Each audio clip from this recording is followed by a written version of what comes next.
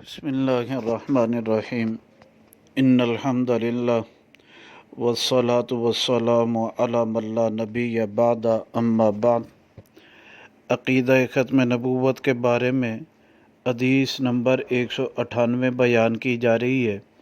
یہ حدیث مبارکہ کنز العمال فی سنن الاقوال والافعال میں موجود ہے، جلد نمبر 11 صفحہ نمبر 257، رقم الحدیث 32,654 ہے۔ نبی پاک صلی اللہ علیہ وسلم نے فرمایا اقتدوا بالذین من بعدی من اصحابی، آپ نے فرمایا کہ تم اقتداء کرو ان دونوں کی جو میرے بعد ہوں گے میرے صحابہ میں سے۔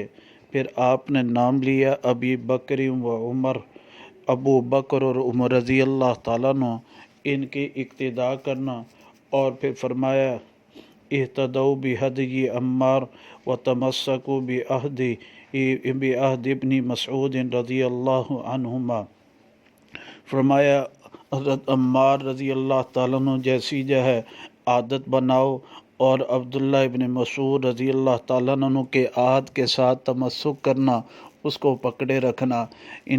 اس روایت مبارکہ سے معلوم ہوا آپ علیہ السلام نے فرمایا میرے بعد ان صحابہ کی اقتداء کی ضرورت ہے، اور اس کی اقتداء کرتے رہنا۔